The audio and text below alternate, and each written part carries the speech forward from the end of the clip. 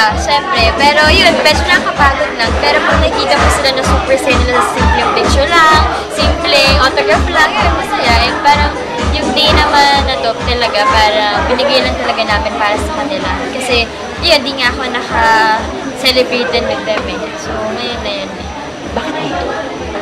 Martina? Kasi yung parang, siya yung parang lola ko. Sa kanya itong place, tapos sabi niya, para private, tapos kami-kami lang, yun, pinahiram niya to para dito kami mag-celebrate. Kasi paano mo sinelebrate yung birthday mo with your family, with your friends, your mga friends? Pumunta kami sa Subic, tapos parang 2 days kami doon. Doon kami, before mag-Holy Week, parang kami nag-celebrate. This also with Daniel. Oh, with Daniel, kasama yun yung P5, yung barkada niya. Yung barkada ko rin from OB, at saka si Mama, sino ba? Miles. Si Miles, ayun, kami-kami. Hindi naman doon karami, para, konti lang yun. Kahit alam ko na ang birthday every year naman is very special, pero for you, itong naging birthday mo, gano'n siya ka-special? For me, yung birthday ko ngayon yung best na birthday ko ever. Itong 17th birthday ko. Kasi super enjoy talaga kami. Tsaka parang hindi yung naging break ko. Parang, ayun, sobrang nag-enjoy lang talaga ako ngayon. Sana next year, mas maging bongga siya. Ano yung matanggap mo mga regalo from your mom? From your friends? Tapos, alam mo, okay, from kay mama muna. Kay mama, pinigyan niya ako ng bag. Tapos sa friends ko, ano ba binigyan nila? Binigyan nila ako ng cake. Yung kinain namin doon. And from Daniel? Bag din. Bag? Anong bag? Can you describe it? It's a yellow bag. Basta yellow bag.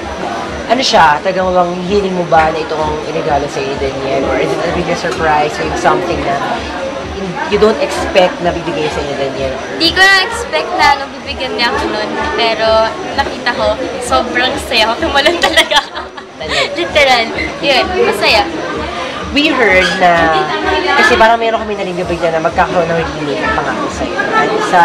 At sa nakapusuan na mag-play sa role ni Christine Hermosa before. Sa pangako sa'yo, alam mo naman kung gano'ng ka-successful ang pangako sa'yo. So, how does it feel na parang isa ka sa mga nakikitang gaganap ng remake? Sino nagsabi nun? Ito ba yan?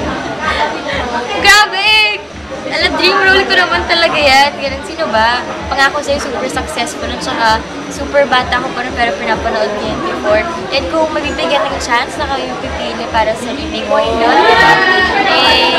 Super ganda talaga ng project na yun. So, sino ba ako para tayo if ever? Congratulations kasi kakatapos lang din ang Must Be Loved mo. So, yes, nakaraos. So, nakaraos. So, how was it? How was the experience after the movie? Noong una, syempre, kinakabahan kami. Pero after, may mag-promo, after ng lahat, super happy na kami kasi naging maganda yung feedback nila. Tapos, naging happy kami kung anong nangyari sa movie. So, nagpapasalamat kami sa mga nanood, saka yung ulit-ulit na nanood. Pati yun sa iba-ibang province din. So, thank you talaga. Kat, ito, you may opt not to answer this. Nasa yung lahat. Kung sasagutin mo o hindi. It's a very quick reaction on what's happening ngayon sa Twitter. So, ano lang nararamdaman niyo dahil yung mga someone na nagpapash sa inyo? Wala eh, hindi naman natin sila mag-release lahat eh. So, hindi naman ako na-apektuhan dun sa mga issues na yun eh. So, siguro sila lang yung nagbibigay ng issue, pero wala talaga sa akin yun eh. Hindi ko naman din sila masisisi kung hindi naman nila ako gusto, diba? Hindi ko naman ako gusto ng lahat. So, okay lang. Decision na nila yun. Na-hurt ba yung mami mo? Medyo. And ako rin. Kasi pati si mama, friends na judge nila. Pero, yun nga, parang huwag na lang pansinin para huwag na lumakas yun.